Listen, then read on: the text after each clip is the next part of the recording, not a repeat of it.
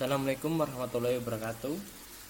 Pada pertemuan ke-6 ini kita akan membahas tentang masalah pengujian OLS dari multikolinearitas.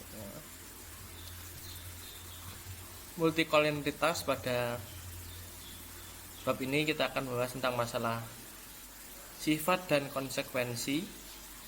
Yang kedua adalah deteksi multikolinearitas dengan cara melihat nilai R² yang tinggi tetapi memiliki sedikit nilai X yang signifikan atau nilai independen. Yang kedua adalah korelasi parsial antar variabel independen atau X. Yang ketiga adalah regresi auxiliary. Yang keempat menggunakan metode deteksi klien.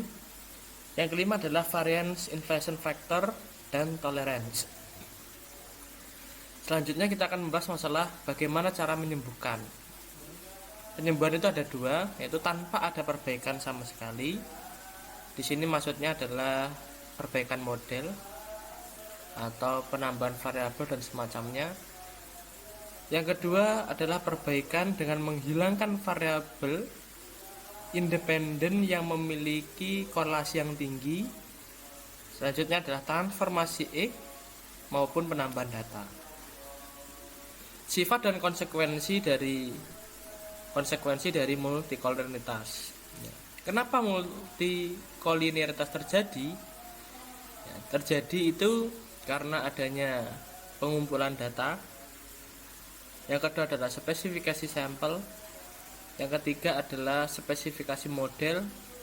Keempat adalah model overdetermined. Salah satu contoh yang bisa saya contohkan di sini adalah model di mana pengaruh besar kecilnya faktor-faktor yang mempengaruhi tabungan dari sisi pendapatan dan kekayaan. Dengan dituliskan model YI sama dengan B0 plus B1X1I plus B2X2I plus EI, di mana variabel X1 nya itu adalah pendapatan dan variabel X2 nya adalah kekayaan. Kita ketahui bahwa dalam teori yang mempengaruhi tabungan adalah pendapatan, tetapi kekayaan itu kurang berpengaruh, karena kekayaan dan pendapatan itu saya rasa ada korelasi antara pendapatan dan kekayaan, dimana orang kaya itu pasti pendapatannya banyak. Tidak mungkin orang kaya tidak memiliki pendapatan yang banyak.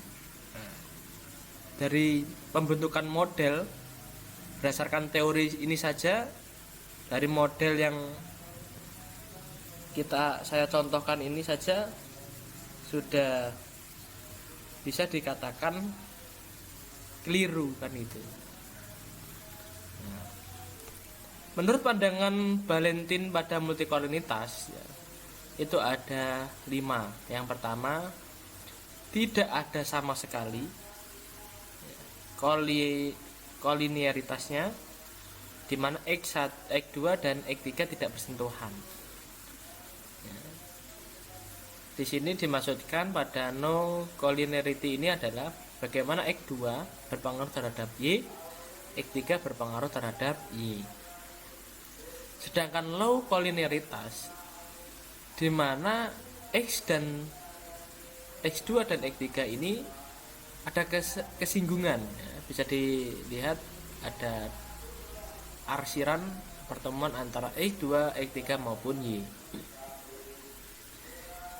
Dalam moderat kolinearitas, Valentin mengasumsikan daerah yang diarsir antara pertemuan daerah antara X2 dan X3 ini semakin lebar dan seterusnya. Bisa dilihat ini.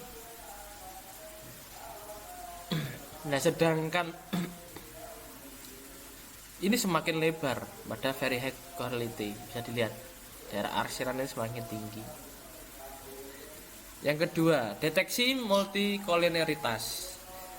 Yang pertama, kita lihat nilai R tinggi di atas 0,8, tetapi sedikit nilai variabel independennya yang signifikan terhadap dependen melalui uji T-nya. Atau variabel X-nya itu didasarkan uji T itu tidak signifikan terhadap signifikan level yang kita gunakan. Namun, signifikan pada uji F atau secara simultan atau parsial.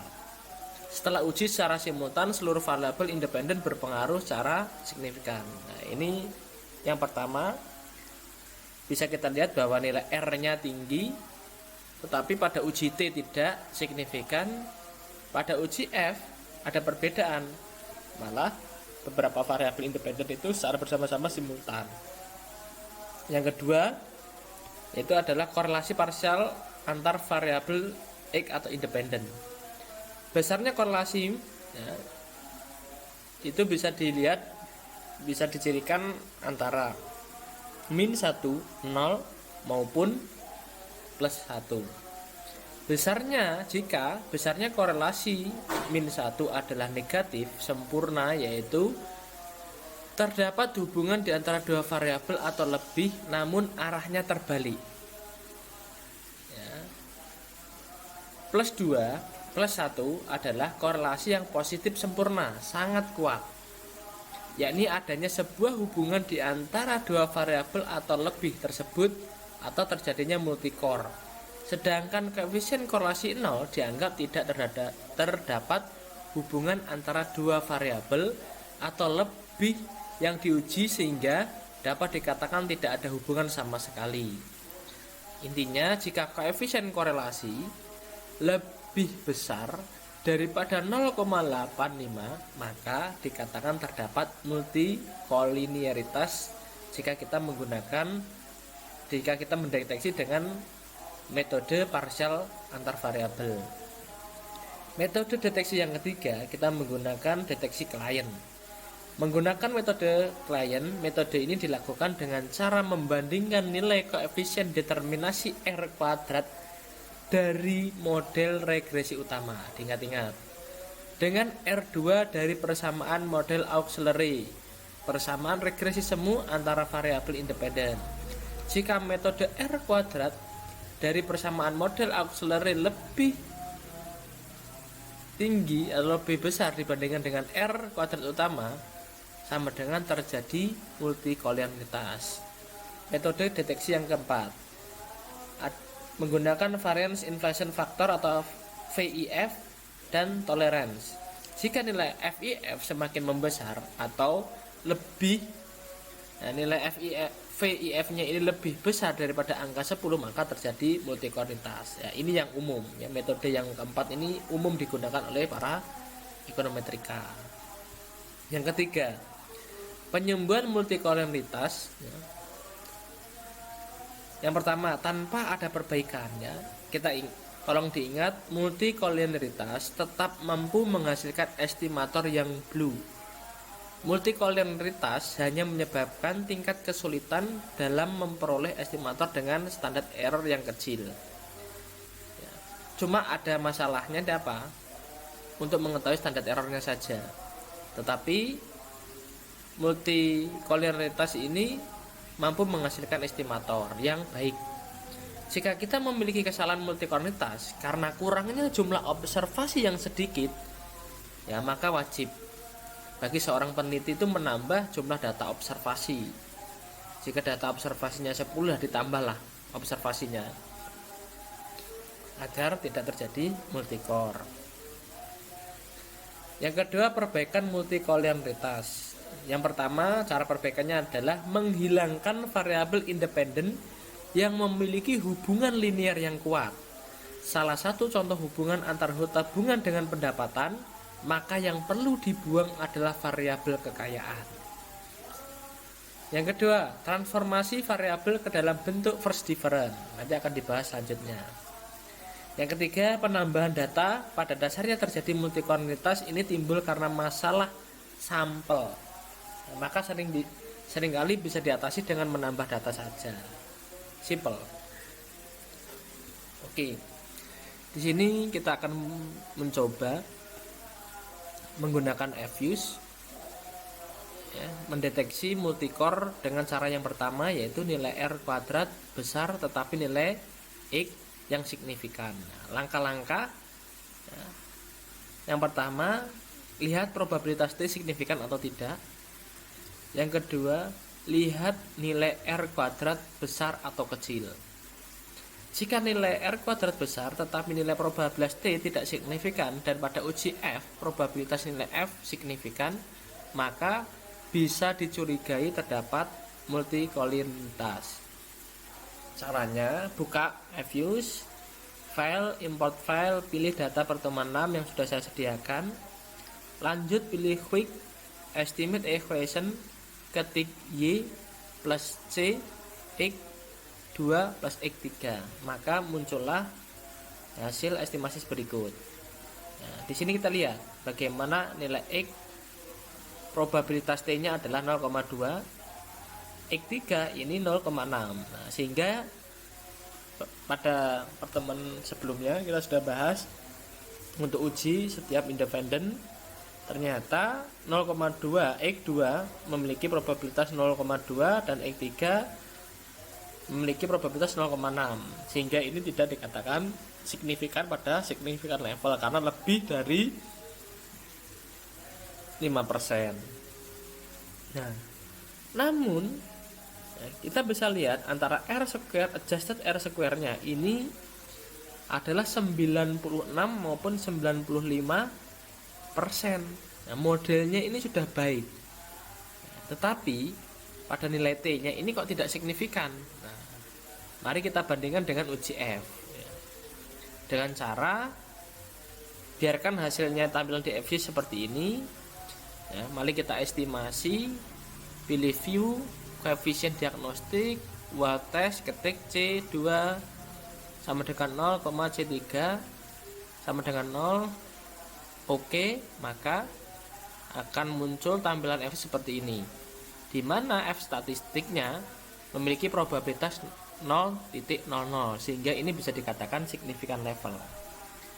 Nah, inilah yang disebut cara deteksi. Yang pertama menggunakan R kuadrat besar tapi sedikit nilai independen yang signifikan. Kita ketahui bahwa pada uji T setiap variabelnya tidak signifikan, tetapi pada uji F ini signifikan.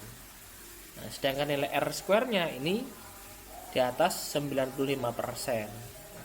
Ini perlu kita curigai apakah data yang kita gunakan itu datanya terjadi multicore.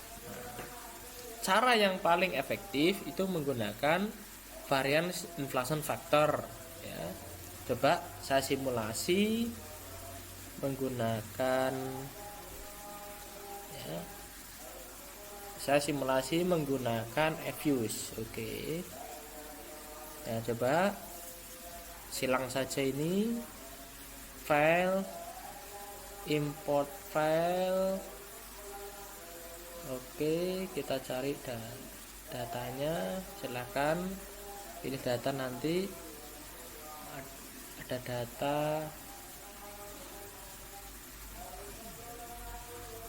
data pertemuan 6. Next dan finish, ketik saja yes, maka akan muncul datanya seperti ini. Kita quick estimate equation, Y sama dengan C sama dengan X2 X3, ketik, mari kita klik OK. Nah, ini hasilnya. Oke. Nah, setelah hasilnya ini kita coba, ini kan probabilitasnya kan seperti ini ya. Setelah itu kita view, coba uji F-nya, koefisien diagnostik, wall test, koefisien prediction. Ya, ketik C dalam kurung 2 sama dengan 0, spasi C dalam kurung 3 sama dengan 0.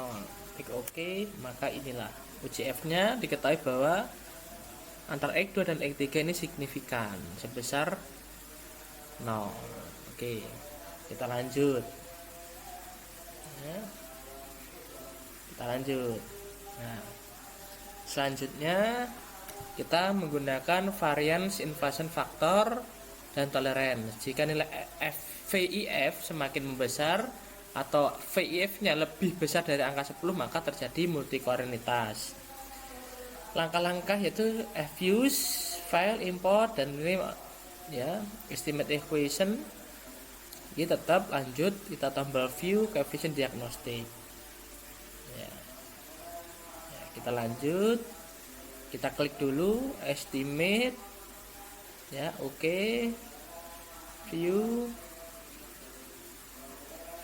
coefficient diagnostic, kita pilih variance inflation factor. Nah, di sini kita lihat ternyata ya, nilai VIF-nya lebih besar daripada 10 ya, lebih besar daripada 10. Di sini bisa kita ketahui ternyata datanya terjadi multikoliniaritas ya, sehingga data yang memiliki observasi 10 ini seharusnya ditambah agar terhindar dari namanya multikoliniaritas ya. Mungkin itu yang bisa saya sampaikan. Saya akhiri. Assalamualaikum warahmatullahi wabarakatuh.